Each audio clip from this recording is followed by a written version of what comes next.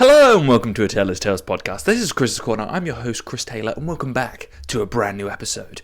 This week I've got a delicious medley of topics to cover, going from Makoto Shinkai's new fantastic animated film, Suzume, or however you pronounce that, to Modern Wisdom's newest podcast with David Lade, to how terrible Chelsea are doing in the Football League. I know, not for everybody, but a delectable medley, like I said, of different topics, as well as a sprinkling of Diamond no Asu at the end of the podcast. But I want to start off by talking about the Modern Wisdom podcast that recently came out, about 24 hours ago, or whenever I'm recording this podcast. And it's with one of the fitness influencers that I first got into back in 2018, which was David Lade, who'd been around in the fitness industry for years beforehand. And I think he's 2 years younger than me. And he's just such a introspective and very intelligent young man who has this ability to be able to see the world around him and make evaluations based off it, even though he's famous for something that might be considered quite external, validating, lacks a little bit of... You would think it would be a meathead mindset, but it's not. It's quite the opposite. And watching this podcast made me realise as well something quite interesting, is that the mindset that I have very much aligns with what they were talking about. So for those who are listening now and you've either listened to the podcast or you're interested in Modern Wisdom and with Chris Williamson and with David Lade, please go listen to that podcast. And if you've already listened, you'll be thinking to yourself already what the mindset that came into it. I think what I talk about regularly is the materialism within the world at the moment that needs to be removed a little bit. You know, we always place so much value on stuff that degrades with time. Like I said in previous podcasts, talking about cars, talking about assets in the house. When my friends come around, they're like, why have you got such little stuff? And I talk about this because you don't need stuff. The stuff that you're going to be thinking about when you're older, when you're an old man, you're like, look, get a kids, get off my lawn. I won it. You're trespassing on my property. You didn't win in my yard. Wait. All of you. Daddy, chill. What the hell is even that? The whole point of that is so that you can be able to say to yourself, justify to yourself the actions that you took when you were in your 20s.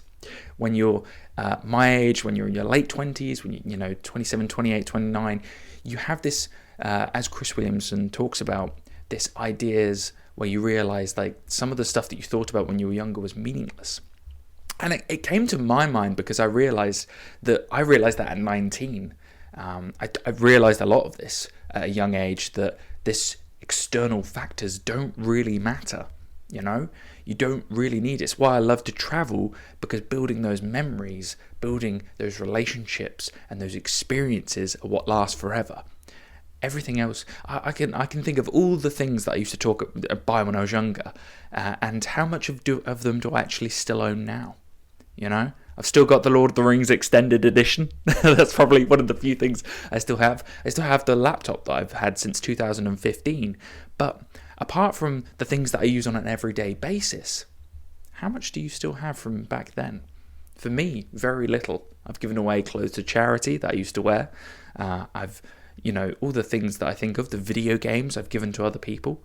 My little sister has my PS2 from when I was younger. All of these things that you think about in the moment are so important to you, so precise. I need this new thing now. It makes you realise that no, you don't. And so when I was listening to the Modern Wisdom podcast, they put an emphasis really on becoming the best version of yourself. It's UVU. I've talked about this many a time, and that's like a common theme, is if you can make the best version of yourself by challenging yourself every single day 1% at a time, then you can build on a foundation and build further and further and further and further. And I think something that's really interesting about Chris Williamson and David Lade's podcast, David's still 25, he's still like myself. You've got so much time to work with. You've got so much you can do with that time. For him, he's already built a foundation where he can just do whatever he wants for the rest of his life. There is nothing. There's just such a unlimited, cap on the life. And I love that. I love seeing that, I love hearing that. it can become very easy to judge other people. It can become very easy to just label, oh, it's easy for them. You could easily say to David Day, oh yeah, you got off on your looks. But actually, if you listen to the conversation, he's clearly done some work. He's clearly studied and looked inward to be able to figure out what he believes in. And I think this is something truly powerful, is that if you can look inward and you come out with some answers, you're probably better. You've probably done better than 90% of people nowadays. And that is something that's very difficult to do, because it's not fun. It's not easy. It's not something that's going to make you feel happy, smiley immediately. You know, it's this consistent grind to get it. Goggins talks about it, that daily consistency. And it's something that you have to build upon. You have to start today, because there is no tomorrow. There is no tomorrow. Damn, Rod, come on! What's the matter with you? Tomorrow. Let's do it tomorrow. There is no tomorrow! There is no tomorrow! There is no tomorrow! I love that clip from Rocky. It really gets me every time, you know. The idea that today is now is the moment we take it. Yes, we can think of the future. Yes, we can look at the past and think, I've learned from this. But today is special. And this is something that I'm always thinking about when I'm with friends. Time flies by when I'm with friends and family. Every moment is so much fun. I'm always smiling. I'm always laughing, because I know that these moments never last forever. You'll look back at them and you'll think to yourself that, damn, that was good. And this is why this conversation made me realize so many things about myself, about the way I live.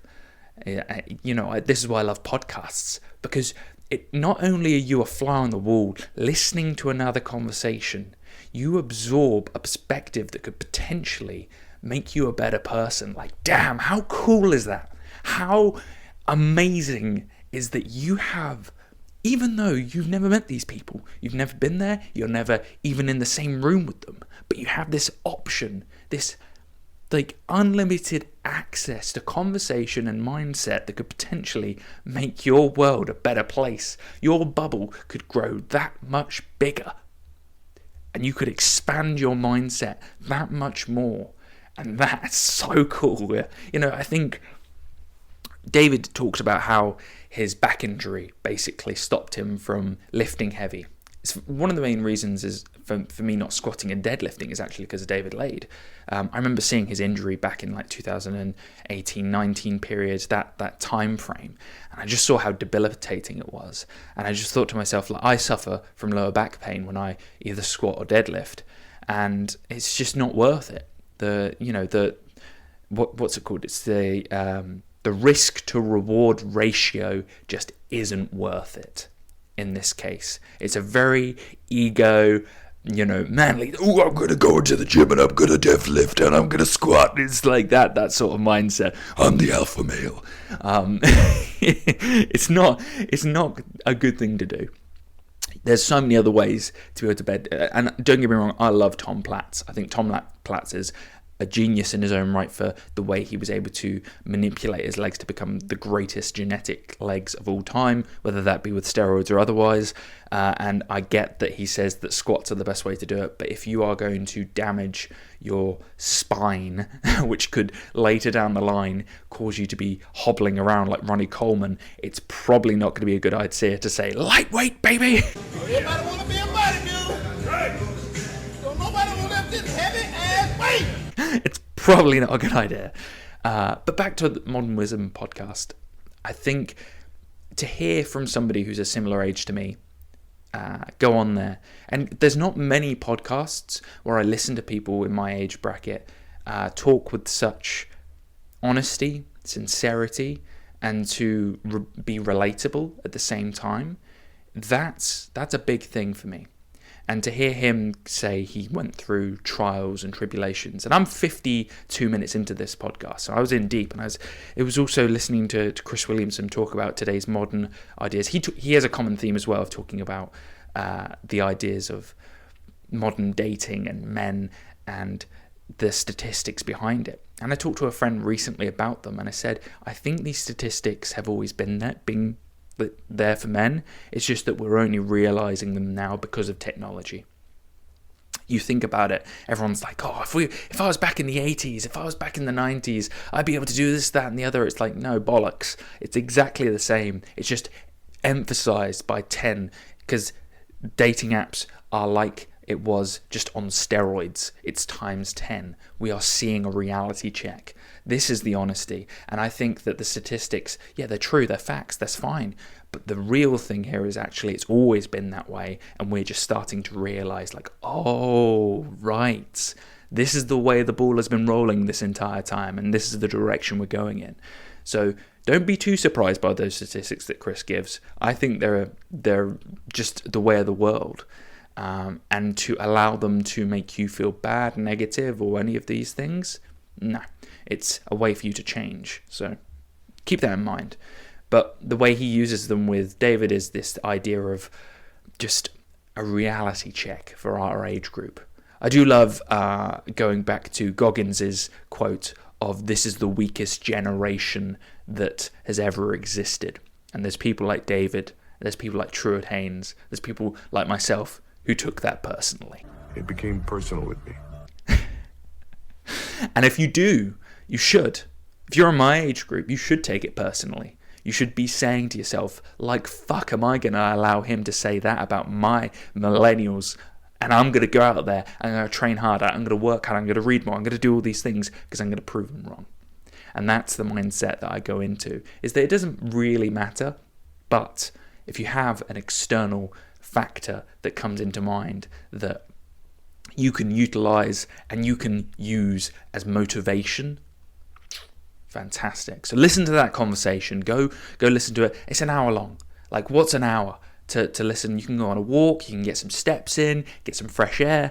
You could listen to it and chill, like a meditative session.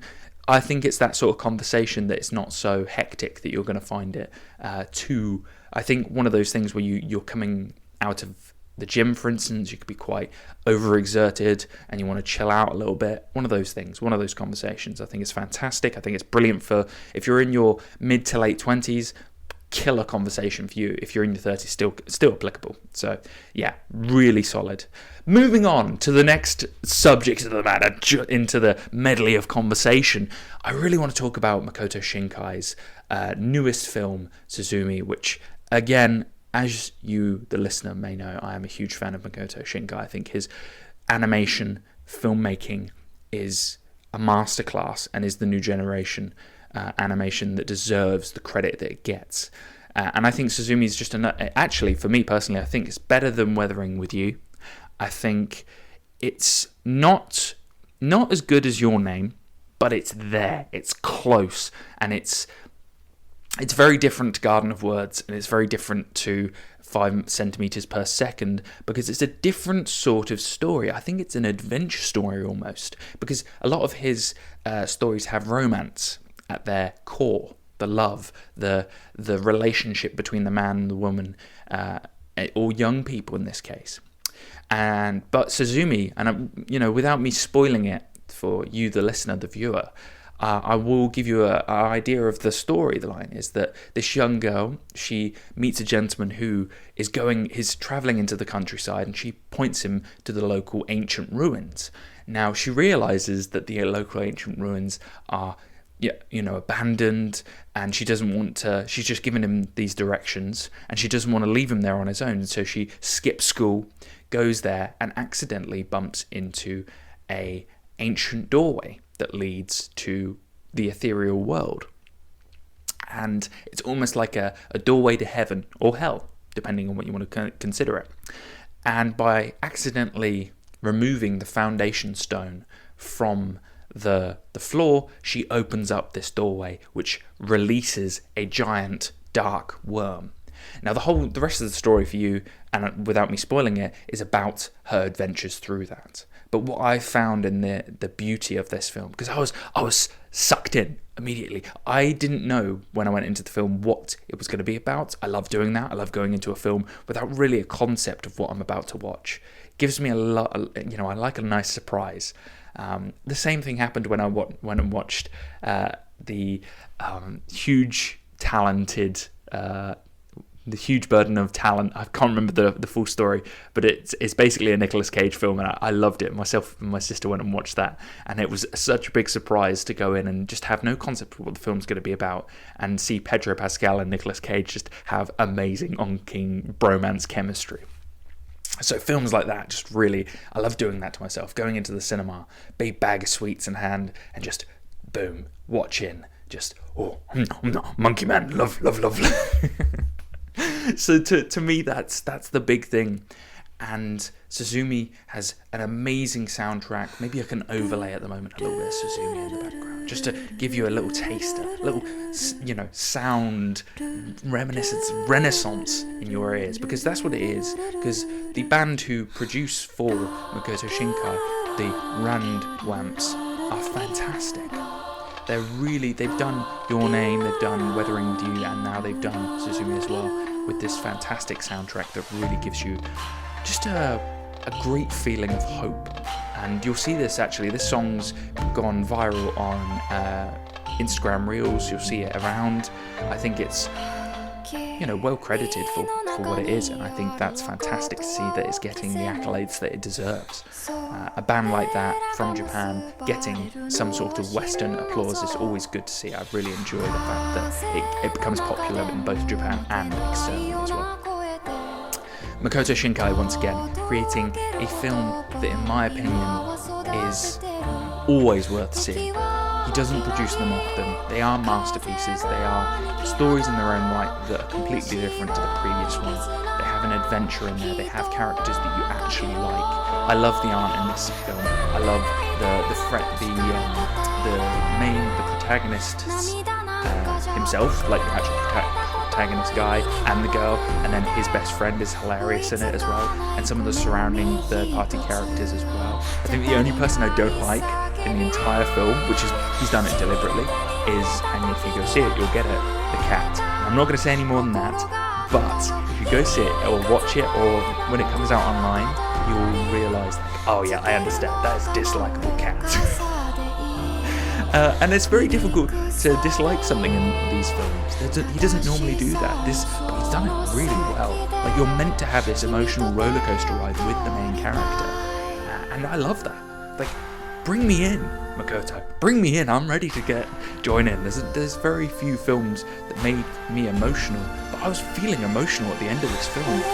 So yeah, well done, Makoto Shinkai, once again, creating an animation masterclass that just truly, pulls on your heartstrings. And I think he's so underrated as a director. Yes, he became popular because of Your Name, but it's just in making the world, the reality of the animated world become better than reality is like madness. He also makes looking at the Japanese countryside just look just amazing, which makes me even more excited to go to Japan in October.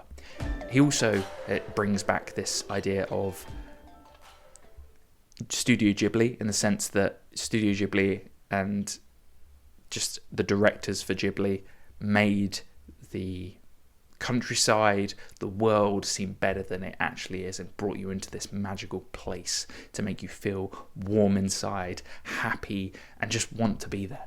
And I think he does a very similar act there, which is great to feel, because there needs to be that in the industry. There can't just be one size fits all sort of thing for creativity. You have to have some sort of balance in that sort of thing, because it's very easy to make a negative, pessimistic view of the world. So moving on from that, of course, I could talk about Makoto Shinkai for days. I will, like I said, a little sprinkling here. If you it's not a new series, but if you're a fan of sports anime, then go watch Diamond no Ace, or Ace of Diamonds in English. Either way, you'll probably find it under the phrase Diamond no Ace. And it's all about the character who reminds me of myself a little bit, Samura, who's the pitcher for this really small middle school, who then goes to a baseball high school. And it's all about his journey of becoming the ace of the baseball team. And it's one of these things where every single character within this series is relatable, is fun to watch, has their own character quirks, is completely different to one another, and has a fantastic design in terms of how they look. You've got one of the characters who's Aging Samura's best friend, basically, is a pink-haired pitcher who evolves with Ejin-kun as he goes through this process. You're not just like, oh, this guy's the ace immediately. Like a lot of series, you'll see a kind of slow progression, like a lack of slow progression. In this show, it's really impressive to see that they've really slowed the progression down and really, like, piece by piece, seen him evolve through the seasons and seen him become more mature as well as he grows up. Because at the beginning of, he's very open with all of the thoughts in his head, and then as he gets to like the third season of Diamond No Ace, you see that he's become a little bit more of a leader towards the rest of the crew, and all of the surrounding characters build with him and realize, like, oh, he's not just a monkey brain numbskull who says everything he's thinking and is just a laughing maniac, which if I put his laugh on screen now, you'll totally understand what I'm talking about. 一軍昇格枠は2つそんなこととっくに忘れてるようだなバカ笑いはそこまでだ行くぞ But I love that. I love building with the character. I love being in their shoes and feeling what they're feeling and understanding that something cool about sports anime is that there's a goal at the end of it, and you want them to achieve their goal, but you don't want them to achieve it without learning something, and you fail with them, and by failing with them you feel the emotion for them, you want them more to succeed. And this is what this series does. There's highs, there's lows, there's characters who you don't see again in some of the places, but you really wanted them to continue. You really wanted them to be a part of the winning team. And even the opponent teams are fun because they've created characters who are so unique and have their own skill set, and I love that. It does remind me a little bit of Haiku, where even the enemy, you're just like, wow, they're great. They're fantastic. So like if Haiku's the substance entry of coffee, then you're going into Diamond No Ace of the cocaine of the drugs. I don't know. That's a terrible analogy. Let me scratch that. But basically it's great. Give it a watch if you're into, I don't know, feeling good and watching a sport that you might not be into. For instance, for me personally, I've never watched baseball in real life, but in anime, it seems great. Same with volleyball with Haiku. So, it's one of those things. Finally, let's talk about the shit show that is Chelsea FC. For those who are not a fan of sports or football, please forward to the end of the podcast where I give the roundup, which will be in around 5 minutes. You can do that now. I'm giving you 3, 2, 1. Move on. Chelsea have been diabolical.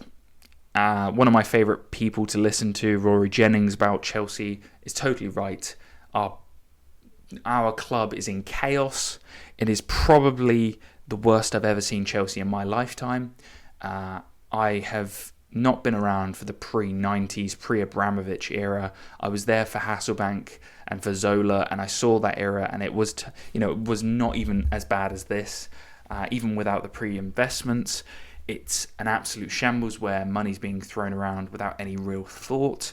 The sport is kind of being destroyed by the fact that it looks like it's just a big abyss of chucking millionaires' billionaires I should say, into the sport and kind of ruining it.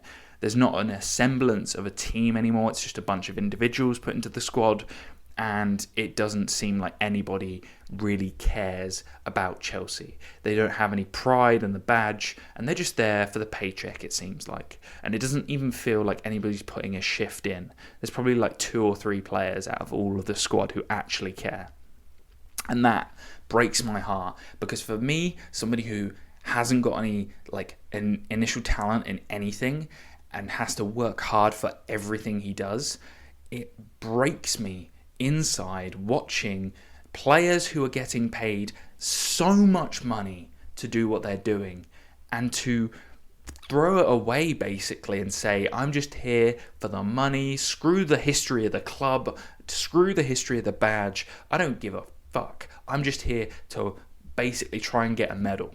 And that to me that's what it looks like. That's what my team looks like. My team looks like that. That's what I see in the squad of 11. They're mercenaries. They don't really care about the squad. And that to me is just unacceptable. It's not acceptable. As Chelsea Football Club, we were European champions literally 2 seasons ago, basically. And it's ridiculous to think we went from a Champions League winning team to mediocrity. Like real mediocrity. Like 12th place, close to relegation, because there was clearly some backroom issues with Thomas Tuchel. We hired in an amateur manager in Graham Potter, and now we've got an even more amateur manager of Frank Lampard, who sadly, even as a club legend, clearly can't get that squad together. But it also does show to me that it's the players. The players are the problem at the moment. There's no unity, there's no cohesion, and there's no people who can score a bloody goal. It's embarrassing. To me personally, I'd take some of those senior squad members out and I'd just start playing the youth. Genuinely, you've got more chance of playing some of those younger players, giving them a chance, giving them a play on the pitch. Put those guys on the side, screw their contracts, screw the money that they're playing for them, screw their I get to play every game sort of thing. No, get the youngsters in. You've got nothing to lose now, Frank. If I were you, I'd be playing some of the guys who are hungry to play, hungry to be in that squad. Screw all the senior players in that squad. They're not showing their strength. If I'm honest, I'd be just chucking all of the youngsters in, try and get as many points as you can and see who really wants it. Because in my opinion, that's a bloated squad with half the players who don't really want to be there. And if they don't want to be there, don't play them. Don't play them. Don't, who cares about the politics at the end of the day? And I'm not even going to get into the fact that Todd Bowley and the Clear Lake group have basically made my squad look like a laughing stock because their pride is more important than playing a good game of football. Who forgot about that? Who forgot about the reason why we watch football in the first place? We watch to watch the beautiful football that gets played. It's why one of my favourite players of all time is Ronaldinho. Like, he was putting on a show.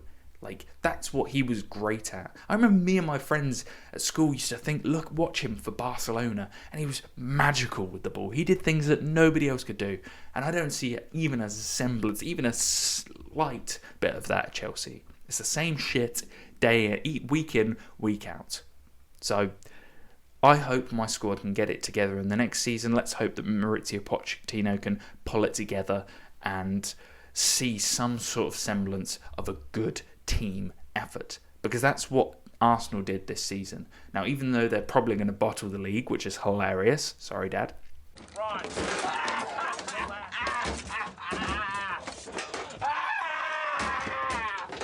I'm in a glass case of emotion.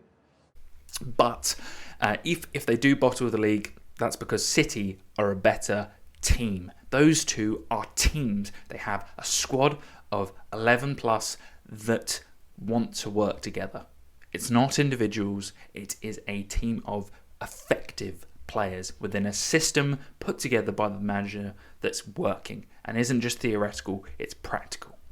So, hopefully my rant there hasn't drawn away too many players, but who cares? We're 28 minutes in. And so, for you, the listener, let's get back to the roundup. I hope you've enjoyed this podcast, and I really hope that you've listened to the Modern Wisdom podcast with David Lade and Chris Williamson. And I really hope that you got a little bit out of Suzume, that you're going to go watch it, Ace No Diamonds. Hopefully that the Chelsea Football Club are going to get it together, sort their lives out, and maybe show a little bit of semblance of teamwork. Because in this world, I think something that I've realised in the sports that I really enjoy is that it can become very easy to be very selfish. To be able to say, I am holding myself accountable, but to be able to hold other people accountable as well, that's a high difficulty to be able to do, and to be able to say that you've done it is quite commendable, to say the least. So I look forward to seeing that. I hope that you, the listener, have learnt something today, learnt as much as I have from watching some of the content that I'm talking about, and realised as well that, there's good in this world, and it's worth fighting for. This has been a Taylor's Tales podcast. This has been Chris's Corner. I've been your host, Chris Taylor. And as always, I hope to see you this time next week. Bye now. Folk in those stories had lots of chances of turning back, only they didn't. They kept going because they were holding on to something. What are we holding on to, Sam?